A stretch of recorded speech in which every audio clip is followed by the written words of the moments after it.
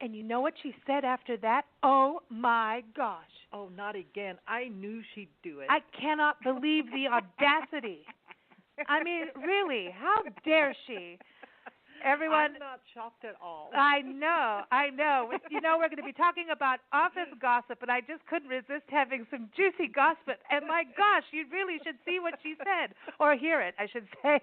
Sarah Elliston is back on Big Blend Radio today to talk about how to handle toxic office gossip. Say that 10 times real fast.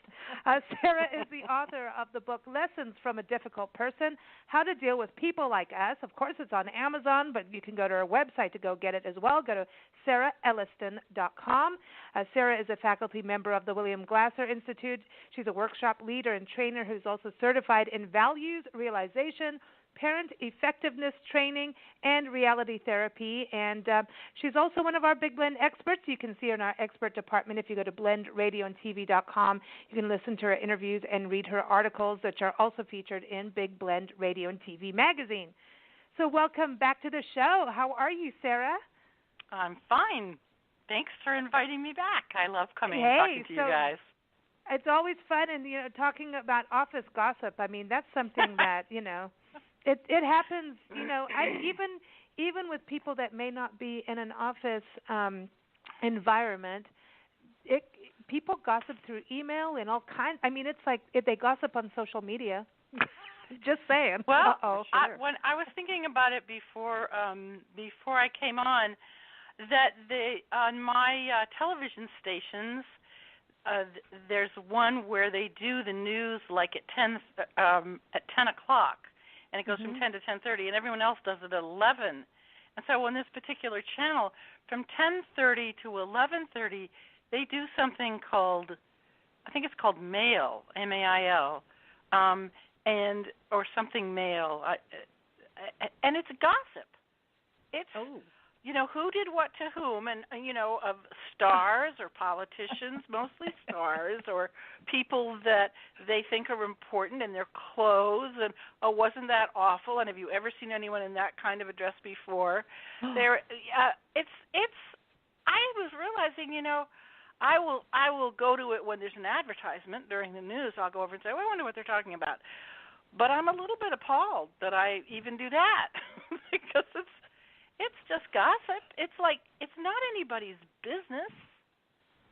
Yeah, it's like the tabloid. Yeah, and I think it really ruins a lot of lives when you we've interviewed a few celebrities and luckily had some amazing conversations because we didn't jump into those kinds of details. And then finally they'll actually just turn around and give you some really good juicy things. I mean, I don't even want to. I had to just bite my tongue right now on one, but it is amazing. It really does hurt those people out there, and it's like, hey, you want to be an actor.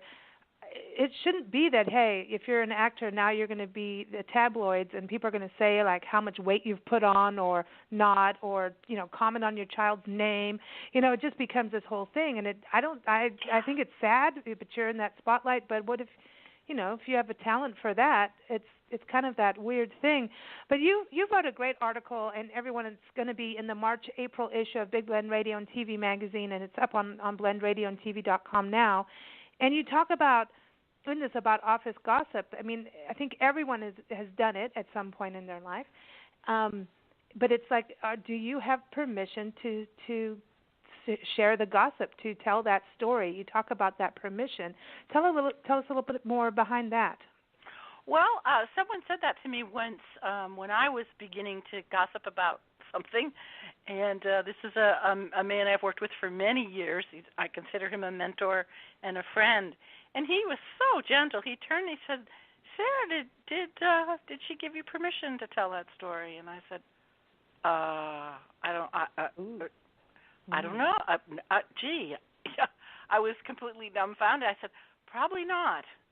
And he said, then it's probably gossip, and maybe we shouldn't talk about it.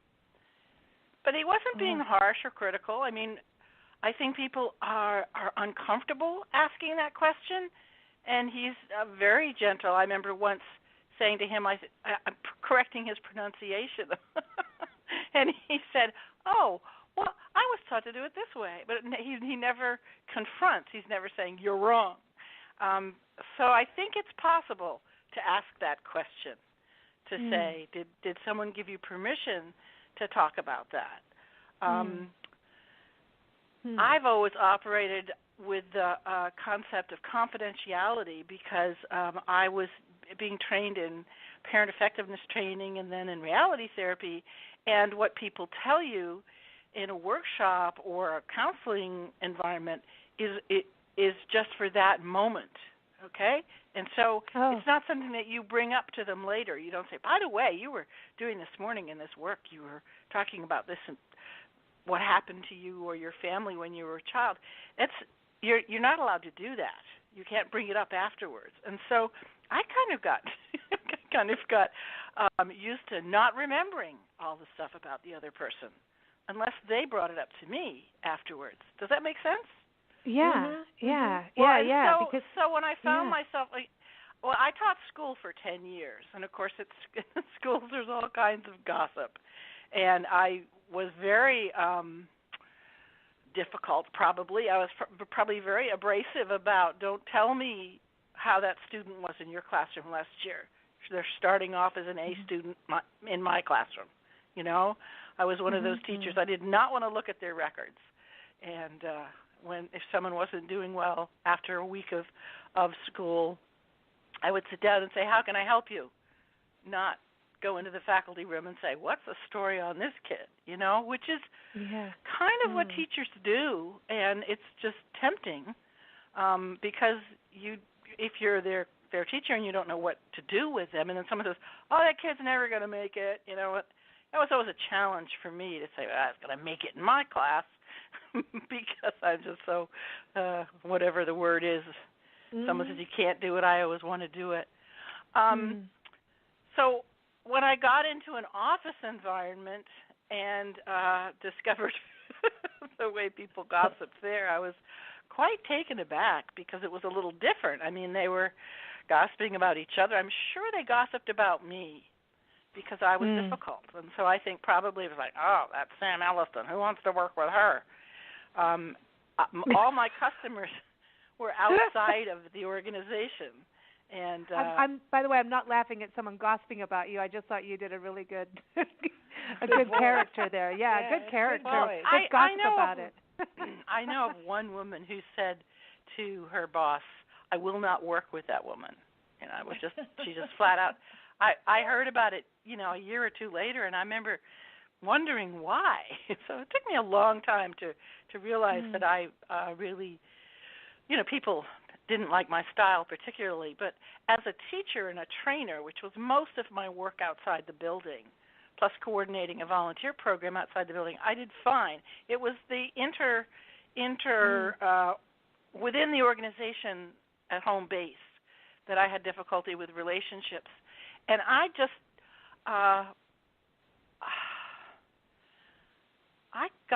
learned things last, so people didn't gossip to me as much.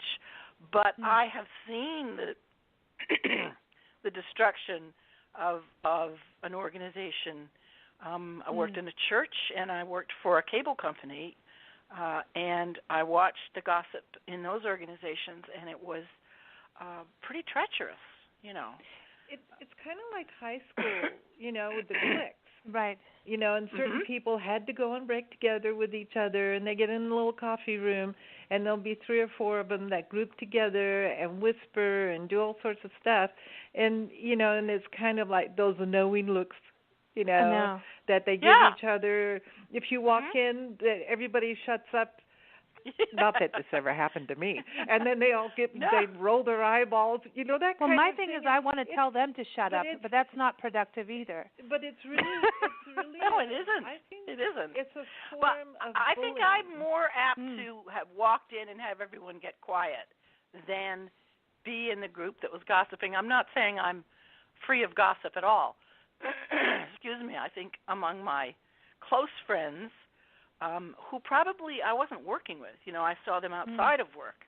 And I know when I was in relationships, I used to have lots of comments about other people to the guy I was in, my husband, and then the men I was dating after I got divorced. So, I mean, I'm certainly not free it's from natural. gossiping.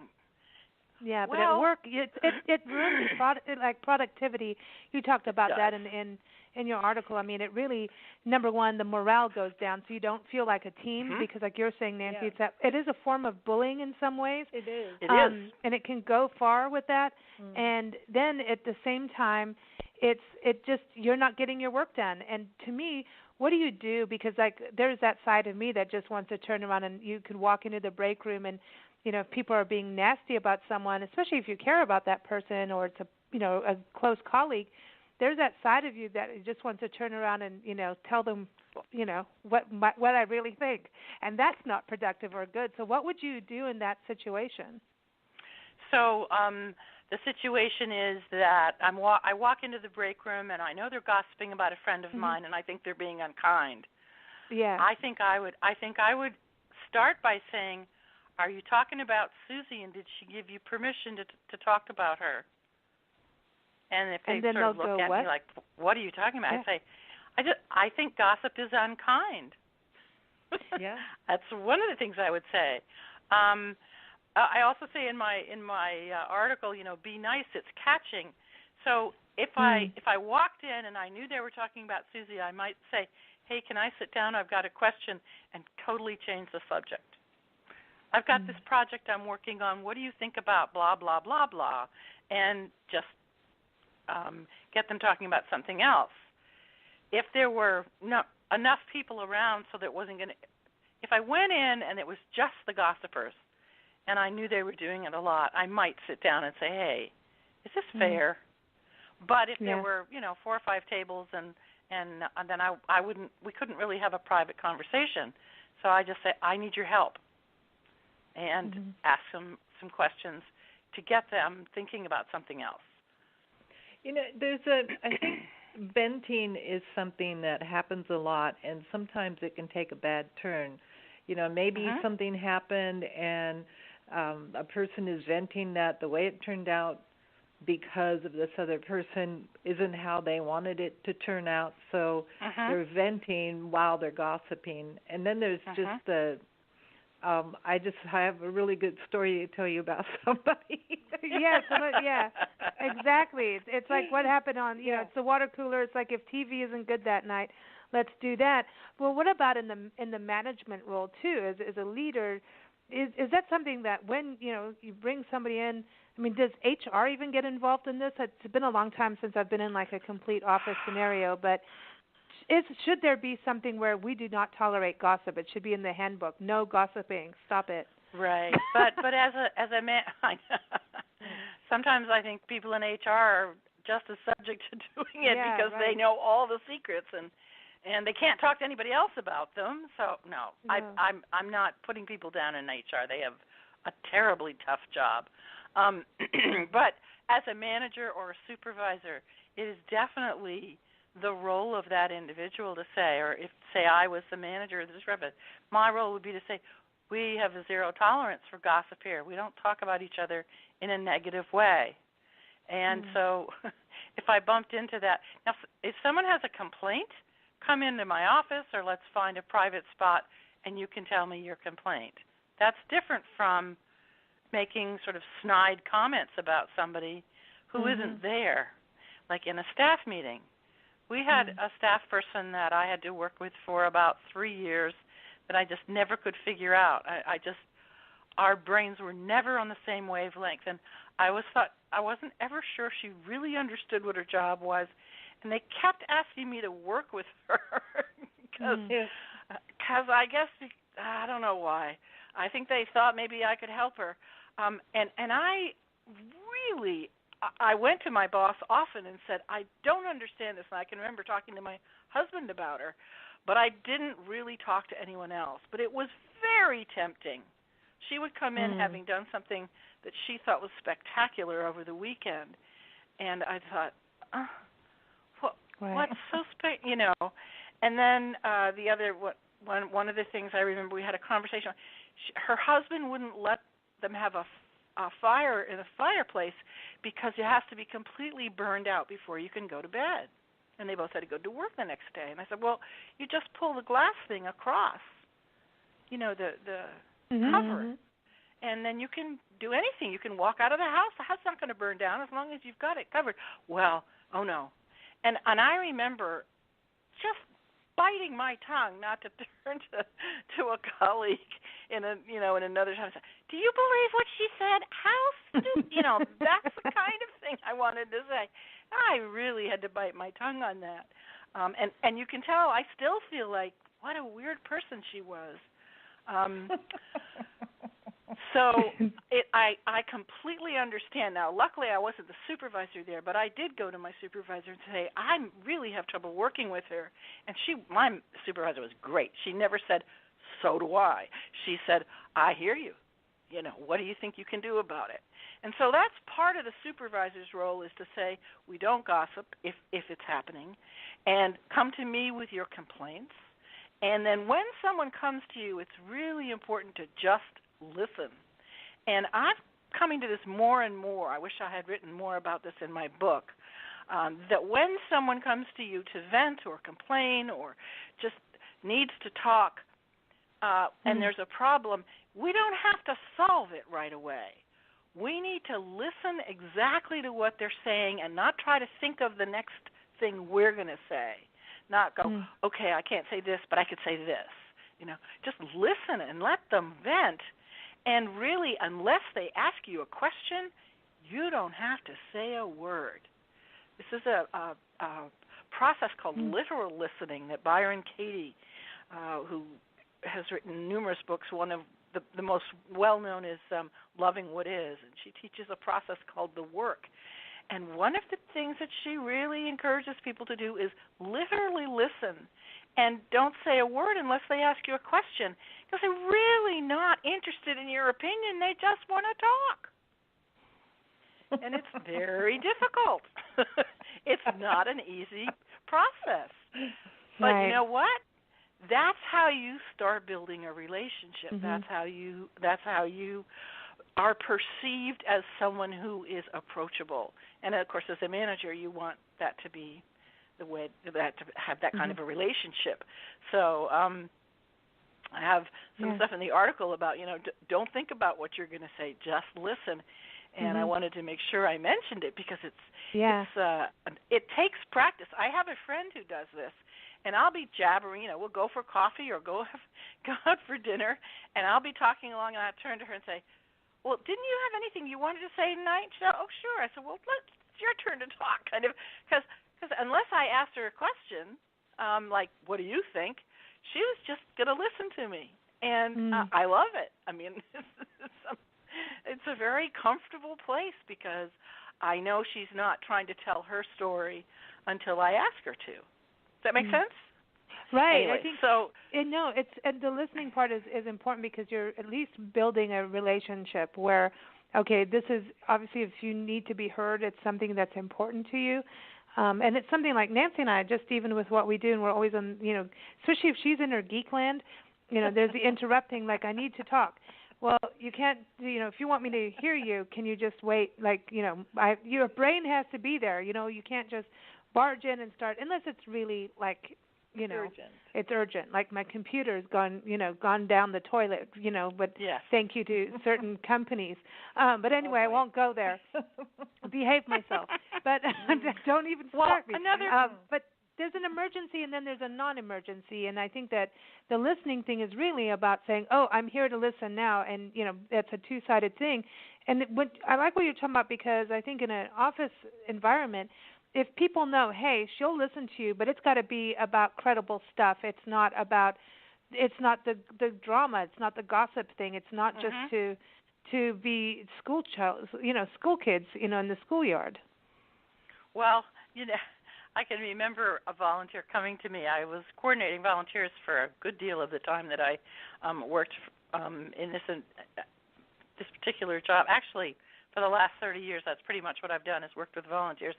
And there's always one that comes to you and says, man, this person did that, and that's supposed to be my job. And I remember one of my responses was, what would you like me to do? How can I serve you? But now I'm not sure I would do that. I would wait for the person to ask me a question. until they said something. Well, aren't you going to do something about it, or aren't you going to say something? Then I think I'd say, oh, well, I wanted to make sure that you got to say everything you needed to say, and then I would try to come up with something. But I think I used to say, what would you like me to do? Well, tell her she's wrong. I said, well, do you really want me to sit down with you and negotiate this, or is there some? We're adults. If there were children, that was different. But I can remember saying that. Do you really want me to interfere in this relationship? And of course, the person didn't. But they were annoyed that this other person was doing something that she thought was her job. And I didn't want to disagree with her and say, it's not just your job. I could tell you're upset. And do you think she could tell you are upset? And do you think that will resolve things, or do you think you should talk it over? So and do you want me to be part of it? I think they both went to their separate little cliquey groups, and you know what? I just did this, and you should have seen what she did to me. And then the other one was like, every time I see her do that, it drives me crazy. So they all have their little groups, and they all gossip together, and then nobody does anything. Well, actually, I think probably it seems like it's human nature when you're upset about something to turn to somebody else and say, did you see what he did to me or she did to me? It is, And it is. And in an office environment, it's definitely, or in a work environment, it definitely slows things down. People get anxious, and they start to feel like they can't trust. If we're talking about her, then they're probably talking about me. And eventually, the really good workers will look for another job. Yeah. They'll leave. Yeah, exactly. So you really do want to catch it. And as a supervisor or manager, you really have to police your tongue, if you will, in the sense of not doing it yourself, not modeling it, and saying, we really don't want this. One of the things that I also suggest, and I do know people that have done this successfully, and that is to just continually tell the employees what they like about the work that they're doing. And they don't just say, oh, you're such a good worker, it has to have some meat to it. There's a whole language of validation where you say things like, I appreciate you for, I applaud you for, I honor you, I like the way you do X or Y. So concrete and specific positive statements. And, it is catching. So that if the manager or supervisor manages to, if you can model that enough, and people start talking to each other that way.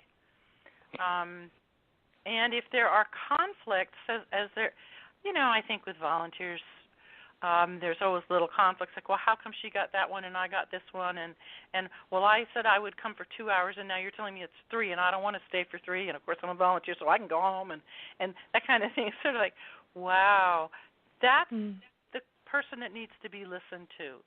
They're feeling uncomfortable for whatever reason, and so it's important to listen to them, I think. Yeah, I like that. I think it is.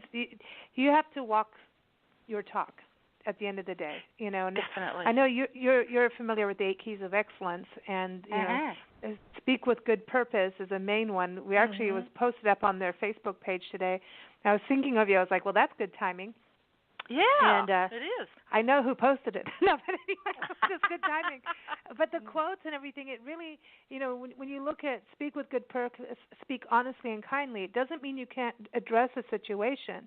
It's about what is your goal when you connect with somebody. What is your goal? And, are you maybe, I remember once, Nancy, when we were in the musical organ industry, your sales manager asked you to tell, who's a friend of ours now, but at the time she had just started working with you, to basically close her puppies. How do we say this properly? Stop showing her puppies. Put her puppies back in the kennel. Yes, her top part was kind of busting through in a way, no pun intended, but and he couldn't handle it, and it was like that whole. You have to sometimes address things like that, but not do it unkindly. And That's the thing. It's like sometimes someone is doing something that really and that didn't look good. I mean, really, it wasn't a good thing for the clientele that were coming in. It wasn't good for anybody. And you have to say, I'm sorry, but this. You don't go like, this looks ugly. You go, and I'm not saying it looked ugly. I'm saying this. You go, hey, this is not part of the way the dress code here, or something like that. That isn't. She handled it really good. Well, she's funny. She's a funny lady, and she's hysterical. She's very buxom, and it wasn't like she had low cut clothing on. It's just buttons would pop open here and there. So we went for a walk, and I said, you might be really more comfortable in the kind of shirts or blouses that don't have buttons down the front. And so she says, well, oh. So we went through to this one store, and I said, look in the mirror. And then she goes, well, look at that. I could hear her voice right now and there. And she's the one who taught you the words puppies. I know. That's what she's like, my puppies are coming out the kennel. So that was a way of correcting her without being critical or negative or making a suggestion for a change. Yeah, that sounds very gracious of you. Her she's a nice lady, and I knew it wasn't on purpose. She wasn't like slutty. She just poor choice in clothing maybe, but maybe that's the way she was dressed, and no one had ever said anything to her about it. Yeah, and then that's the thing that I've noticed. See-through blouses, that doesn't work either. Well, she came from the blues industry. She ran the James Cotton Club in Chicago with James Cotton was her partner. And some of it was deliberate. So it's a little different. Yeah, different scenes. Totally different environment. They expect you to sort of. And there's a lot of that where we were working at the time, because there were all musicians working in there, going from working in clubs to suddenly having to put a tie on. Nobody knew what they were doing over there, and that was a gossip factory, and it was good. And I could write a book. It was good gossip factory. But I think I really like this communication part of it. I wanted to ask you what you think of this, Sarah. I've seen it a lot happening in the corporate environment changing of how office structures are. They're removing the cubicles. And because, number one, I think a cubicle would drive me bonkers. But then I don't want to be next to someone, really. And I want to work alone. But they're either going to having glass offices or there's one company I work with all the time, and they have photos of their offices. And all of them have their own desk all next to each other. So basically, if someone's chewing gum next to you, that's just too bad. You're going to go nuts. They're like everybody is right next to each other. They have space to write and work, so it's not like a call center kind of thing. But it looks like a spacious call center, let's put it that way. But it's a very pretty office. And I don't know if that's the way to break the barriers for someone like me. That would drive me nuts. I mean, there's just no way. But apparently this is to make a more of an open and friendlier environment. What do you think? Well, I'm curious about it because, of course, I worked in a cubicle, and I haven't had the experience of working next to someone like that, except watching. There was a movie where was it Robert De Niro was an adult intern, 60-year-old intern, and they had their work surfaces. They were set up that way for the interns, and they got to know each other really well. And they started, of course, paying attention to him and wearing ties and changing and becoming less sort of college-ish guys and more professional. So that would be my hope is that, I mean, for me, if someone's sitting next to me chewing gum and making a lot of noise, I think I would have to say to them at some point, I'm really doing my best to ignore you, but it's really distracting. It's really distracting, and I wonder if you realize that you're chewing with your mouth open all the time. Some people can chew gum and you don't know it because they don't have their mouths open. my hunch is that if someone's quitting smoking and so they're chewing gum, no problem. I won't say a word. But if it's someone that just chews gum all the time, I think it would depend on the job too. I would say something like, chewing gum isn't really professional. It's just not something you don't see. I was going to say our senators or our leaders chewing gum, but then I'm not sure. They may do that. I don't know. No, don't start me. I'll be gossiping right now. Yeah, what's the wrong? So the managers and the vice presidents, you don't see them chewing gum, and it's kind of a cultural thing where it's really not considered professional. If the person keeps chewing gum, then I'm going to stop there because I'm not in charge of them. But if I'm their manager, I would certainly say something. But what you're saying is asking about like the relationships there. I think what it means is that people have to be very respectful of each other's privacy, and they also have to be pretty darn circumspect in terms of their own lives. So that when they're at work, and when they're not, they're not. So they're not getting personal phone calls or doing a lot of personal activities on the job. And I guess I assume that one of the reasons they did that was also in order to have the team, quote, be more productive. I don't know how that works. I loved being part of a team so that everyone was talking to each other about what they were doing, and then they go back and work on it for an hour and come back and say, okay, what did you find? And this is what I'm seeing. And I love that kind of environment. I worked with some millennials who didn't. They just wanted to be given the task and be allowed to go off and do it. So I don't know how it would go for them. They were not interested. Per type of business, maybe. Yeah, but I think generational Yeah. But when you're in an open environment where everybody, basically you can't gossip really because everybody's right there. I mean, everybody finds a way. Like look in school, you pass notes and make faces at each other and there's mess with each other. Yeah, that's what it kind of reminded me of. I was like, this is like school. Like dangerous things could happen in there, but no, I think it is meant to be positive, and I see that the corporate way of things happening, it's changing a lot. I think it really is, but there's still always going to be gossip. I think there is always going to be gossip. I know when I worked for the church for 9 years, I was in a large office, and there were 2 work surfaces in there. So that we each had our corner, and so I shared that office with like 4 or 5 different people over the 9 years. The other particular position seemed to have a higher turnover. I don't know if it was anything to do with me or not, but I remember realizing that there was one guy we got along really well, and he talked a lot, and I talked a lot, and he told stories, and I would have to say to him, it got to be where I had to say to him, hey, we need to work now, because we could have spent the whole workday just chatting and telling stories about our lives or the work that we were doing.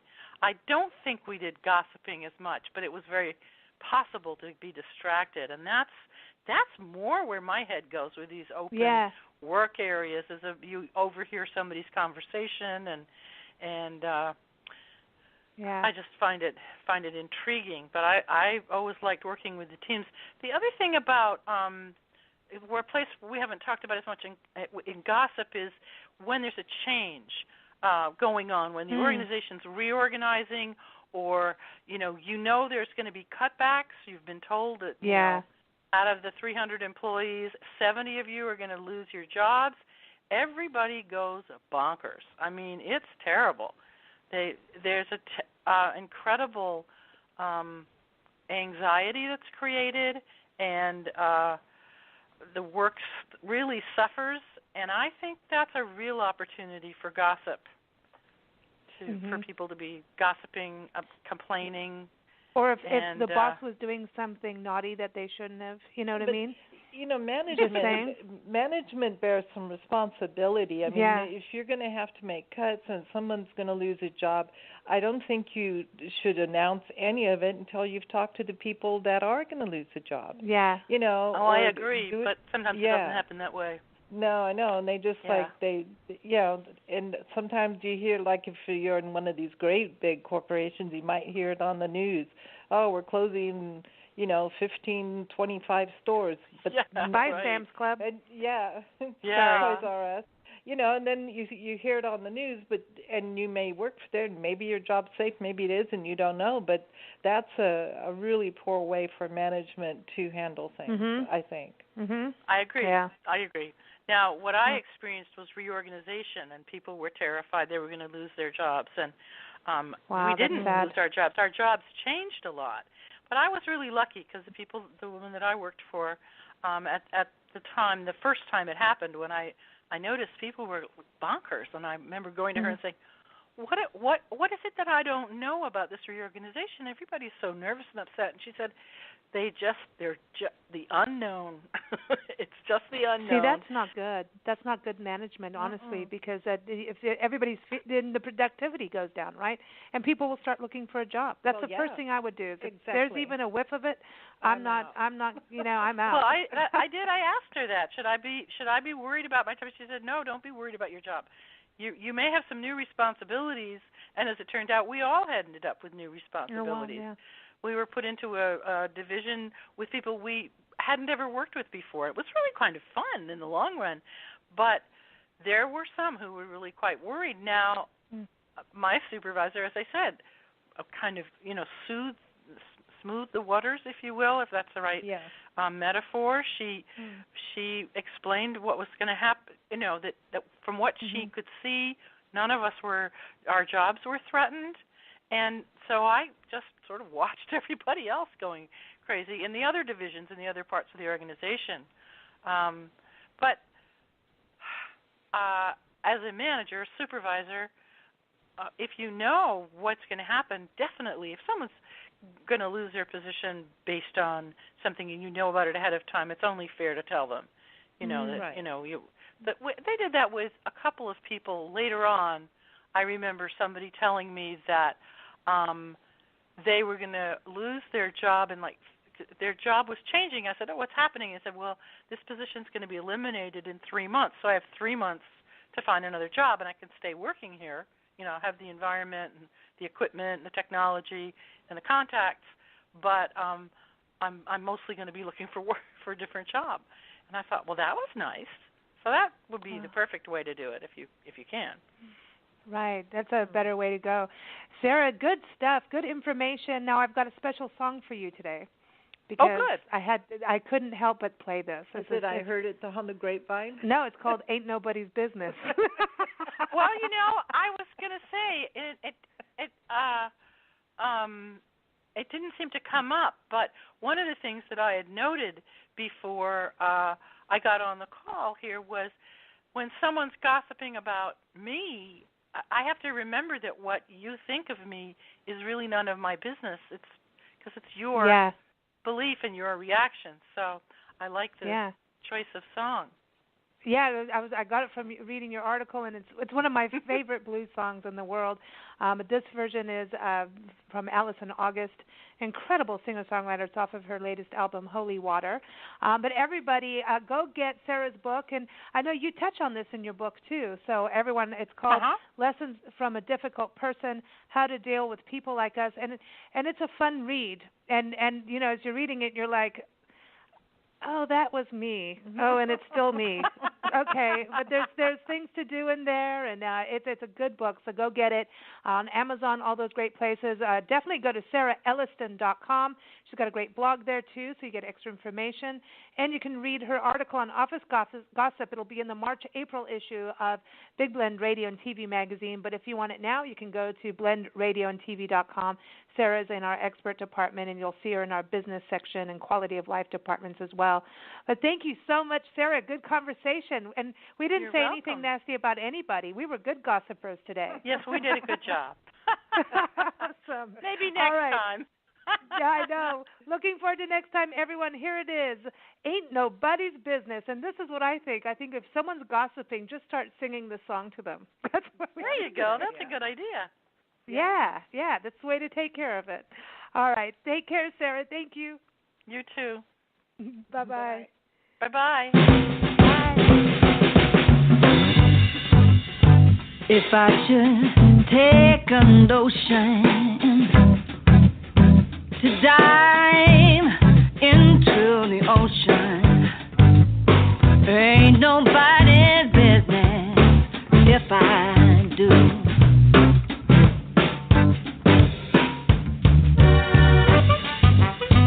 If I go to church on Sunday,